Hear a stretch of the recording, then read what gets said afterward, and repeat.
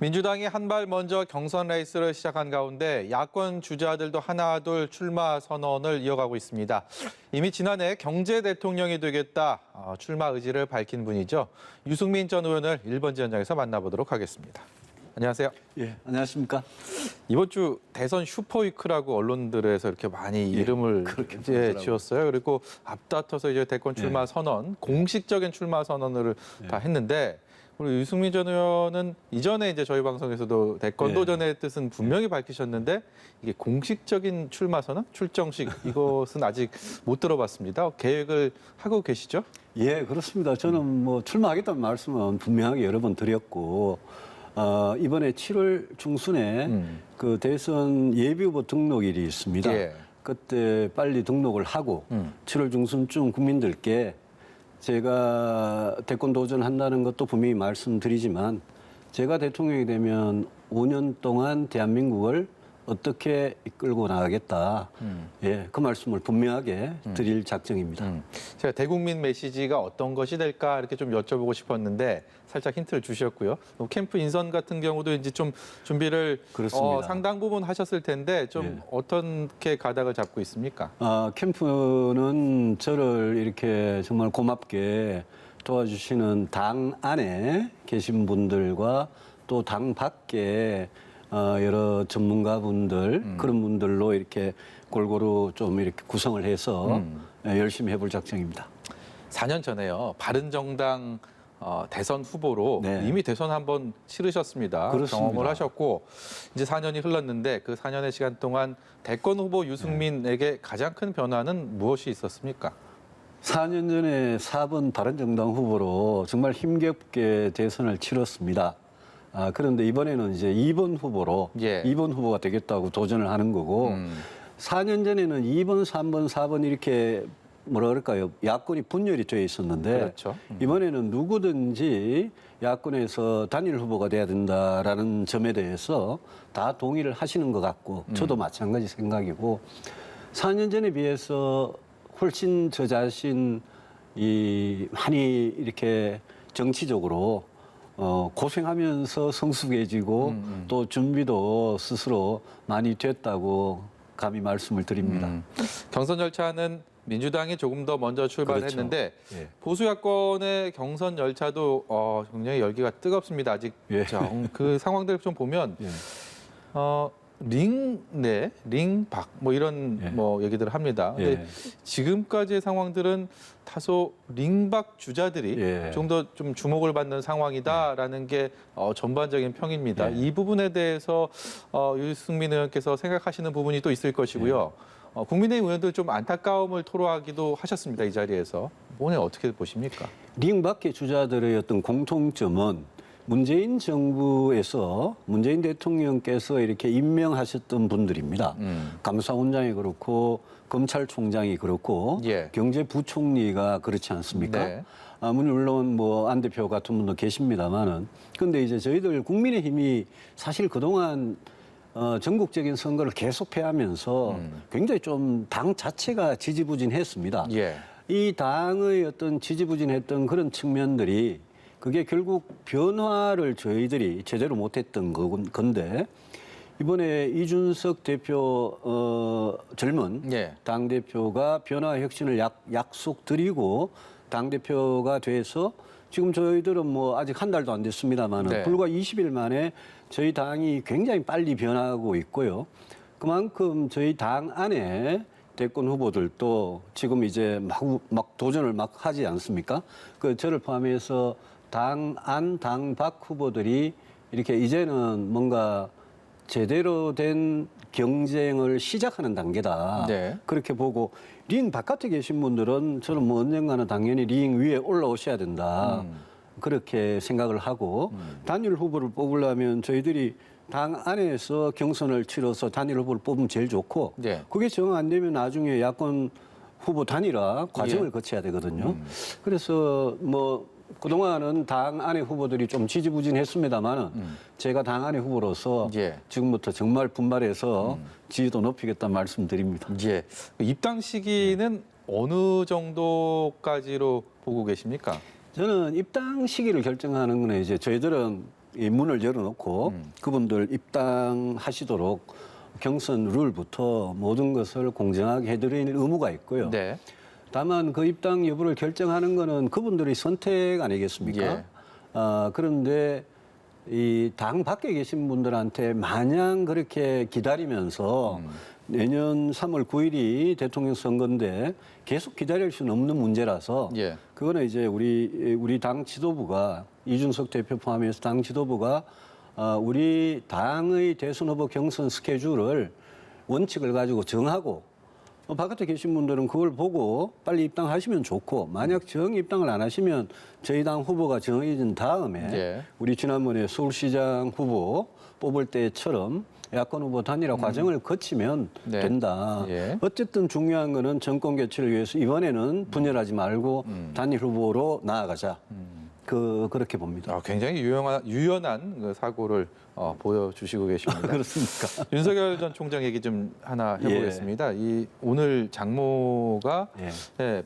징역 3년 실형 선고받고 법정 구속됐습니다. 최근까지 윤 전 총장 관련된 얘기들이 굉장히 많았습니다. 엑스파일이라는 것도 화제가 됐었고요. 그리고 부인과 둘러싼 각종 루머들, 이 논란들도 있었고 이 상황에서 이제 재판부의 판결까지 있었단 말이죠. 어떤 영향을 미칠 것이라고, 어떤 여파가 있을 것이라고 보십니까? 일단 윤 총장 개인한테는 굉장히 안타까운 소식 아니겠습니까? 다만 오늘 이준석 대표가 말을 잘 했더라고요. 이거는 뭐 연좌제가 아니기 때문에 윤석열 총장의 입당이나 이런 데 영향을 미치질 않는다. 예. 그래서 이게 결국은 이제 검찰의 수사와 법원의 재판으로 이제 오늘 1심이 나왔습니다만은 그걸로 가려질 문제라고 보고요. 저는 뭐 이 문제에 대해서 같은 야권 후보로서 이런 걸 가지고 뭐 윤 총장을 제가 뭐 공격할 생각 전혀 없고 네. 또 무슨 엑스파일 관련해서 이것도 뭐 그중에 일부인지 모르겠습니다만 엑스파일 관련해서는 저는 본 적도 없고 사실 그런 네거티브한 거는 좀 제가 궁금하지도 않습니다. 네. 알고 싶지도 않고요. 우리 대선 후보 경쟁이 특히 야권 안에서는 지금 문재인 정부가 이렇게 잘못하고 있는데 어느 후보가 대통령이 되면 정말 이 대한민국을 앞으로 5년 동안 가장 잘 이끌어 갈 수 있느냐. 저는 그런 포지티브한 경쟁이 됐으면 좋겠고 뭐 개인적으로는 굉장히 윤 총장께서 이런 일을 겪는 데 대해서 안타깝게 생각하지만 윤 총장 본인도 오늘 당연히 저는 뭐 맞는 뭐 법 적용에 예외가 있을 수 없다는 식으로 당연히 맞는 말씀 하신 것 같아서 의연하게 잘 대처하고 있는 거 아닌가 뭐 그렇게 생각합니다. 이 또한 되게 따뜻하게 말씀하셨는데 윤 전 총장 출마 직후에요. 예. 이렇게 보수적인 사람이었나라는 혹평 아닌 혹평을 하셨어요. 이 연유는 무엇입니까? 저는 제가 이제까지 뭐 누구를 비판하거나 생각이 다른 걸 말씀드릴 때는 대부분 어떤 가치나 어떤 정책과 관련된 겁니다. 제가 윤 총장의 출마 선언문을 보면서 그분께서 자유란 말을 굉장히 강조를 하시더라고요. 그랬죠. 그런데 자유라는 게 우리 헌법의 정말 중요한 헌법 가치인데 근데 우리가 민주주의 이후에 진짜 제대로 된 민주공화국을 만들기 위해서는 우리 헌법에 자유가 있는 동시에 평등이 있거든요. 네. 우리 헌법에 공정과 정의가 있고 우리 헌법에 또 법치, 인권, 생명, 인간의 존엄과 가치 이런 게 우리 헌법에 골고루 있습니다. 그런데 제가 이제 생각하는 그동안의 낡은 보수가 너무 자유라는 데만 집중해서 본 거 아니냐라는 생각을 제가 늘 하고 네. 저는 낡은 보수를 버리고 새로운 어떤 정치로 나아갈 때 우리가 가치를 진짜 헌법이 있는 그대로 확장해야 된다고 생각을 합니다. 그런 점에서 자유뿐만이 아니라 평등, 공정, 정의 이런 게 굉장히 중요한 공화국의 가치고 시대의 가치인데 예. 윤 총장 출마 선언에 자유 이외의 헌법 가치들 거기에 대한 고려, 존중 이런 게 저는 좀 부족하더라. 예. 그러면 이게 이제 그동안 너무 자유민주주의, 자유시장 경제를 강조하고 복지나 분배나 어떤 따뜻한 공동체와 관련된 그런 가치들에 대해서 좀 배려가 부족했던 거 아니냐 그런 지적을 한 겁니다. 예. 정책적인 얘기 좀 해보겠습니다. 이제 복지 정책으로 공정소득 말씀하고 계십니다. 이게 개념이 어떤 것인지 궁금해하시는 분들 아직도 많이 계실 겁니다. 그리고 또 이재명 경기도지사가 기본소득이라는 것을 계속 주창하면서 이게 어떤 차이가 있는 건가 이런 생각들 하시는 분들도 많을 것 같은데요. 거기에 대한 설명을 좀 부탁드리겠습니다. 저는 보수 정치인 중에 복지 문제에 대해서 굉장히 옛날부터 관심이 많았던 사람이고 따뜻한 공동체를 유지하기 위해서는 튼튼한 사회 복지, 사회 안전망이 필요한데 이재명 지사의 기본소득은 전 국민한테 소득이 많고 재산이 많은 국민들한테도 똑같은 돈을 드리겠다는 게 이게 이재명 지사의 기본소득이거든요. 예. 저는 그렇게 생각하지 않습니다. 저는 소득이 많고 재산이 많은 분들한테는 세금을 거두어서 그 세금으로 정말 우리 사회의 어려운 분들, 저소득층, 빈곤층 이런 분들한테 인간다운 생활을 할 그런 국가가 지원을 해드리고 도움을 드리는 게 그게 복지의 원리고 철학인데 제가 말씀드리는 공정소득이라는 게 바로 그런 겁니다.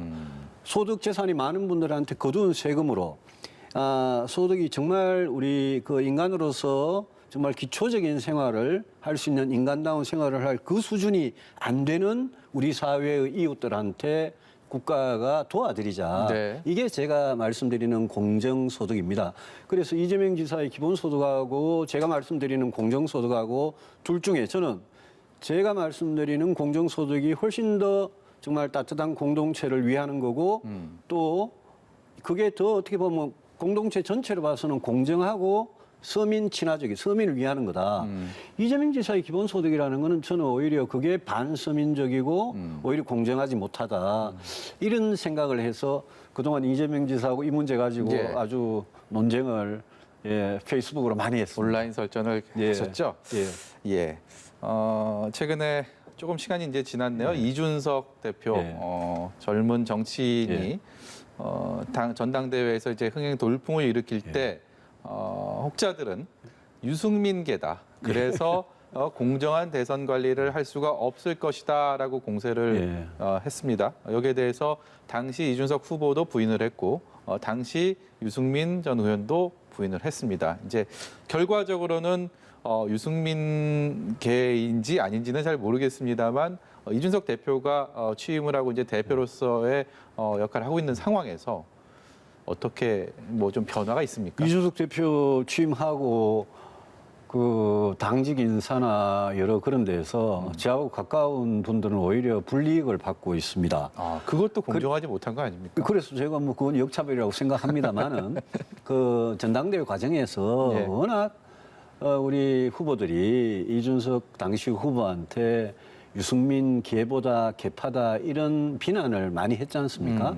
근데 제가 이명박 박근혜 정부 9년 동안 당에 뭐 그 누구보다도 그 친이 친박 양쪽에서 제가 피해를 제일 많이 받았던 사람이고 저와 또 가까운 젊고 개혁적인 의원들이 많은 의원들이 저와 그냥 가깝다는 이유만으로 공천 학살이 됐고 제가 개파 계보 피해를 누구보다도 많이 받은 사람으로서 저는 그런 거 정말 없다. 다만 이런 건 있습니다. 저희들이 정말 어렵게 바른정당을 만들어서 개혁 보수를 제대로 해보고 싶었는데 그 동지들이 다 지금 국민의힘에 합류를 했지 않습니까? 이준석 대표도 그중에 한 분이고요. 그래서 개혁 보수파가 있느냐? 그렇다면 저는 저와 개혁 보수를 추구하는 그런 동지들은 분명히 계신다.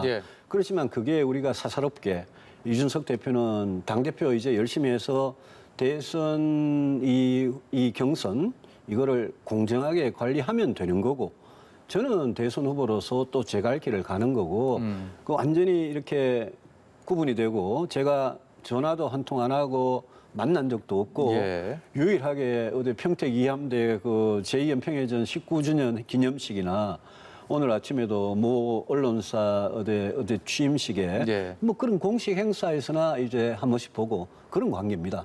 전혀 걱정 안 하셔도 된다. 예. 좀 다소 어리석은 질문일 수도 있는데 또 궁극적으로 가장 궁금한 질문이기도 합니다. 누구보다 이 지지율을 끌어올리고 싶은 마음이 간절하실 텐데 이 시간이 그렇게 많이 남아 있지는 않습니다. 그렇습니다. 그렇기 예. 때문에 굉장히 전략적으로 어디에 집중을 하는 것이 중요하다. 뭐 이런 판단이 좀 쓰시지 않았을까 싶은데 거기에 대해서 좀 여쭤보겠습니다. 저는 뭐 오래전부터 이번 대선에서 경제 문제, 그중에서도 제가 대통령이 되면 경제 성장을 통해서 일자리 문제 해결하고 또 지금 국민들께서 가장 고통을 받고 있는 이 부동산 문제는 확실한 공급 대책으로 제가 해결하겠다. 이 경제 문제에 저는 완전히 집중을 하겠다. 이 부분을 분명히 했습니다. 지금 야권의 많은 후보들께서 검사 출신이 제일 많고 또 판사 출신이 있을지도 모르는 그런 상황인데 제가 그분들을 뭐 폄하하려는 건 아니지만 제가 어릴 때부터 아주 그냥 법조인 집안에서 주변에 판검사들을 진짜 많이 보고 자랐는데요. 예. 판사, 검사 이분들은 어떤 발생한 사건에 대해서 우리 육법 전서를 들고 법을 적용하는 분들입니다. 그런 분들이 나라의 미래를 개척하고 경제를 일으키고 국가 안보를 튼튼하게 하고 나라의 미래를 특히 격변기에 나라의 미래를 만들어가는 그런 좀 능력 예. 이런 거는 좀 약하지 않을까 생각을 하고 예. 제가 코로나 이후에 경제만큼은 제가 확실하게 책임지겠다. 그걸로 그냥 승부를 보려고 그럽니다. 예. 시간이 벌써 이렇게 다 됐습니다.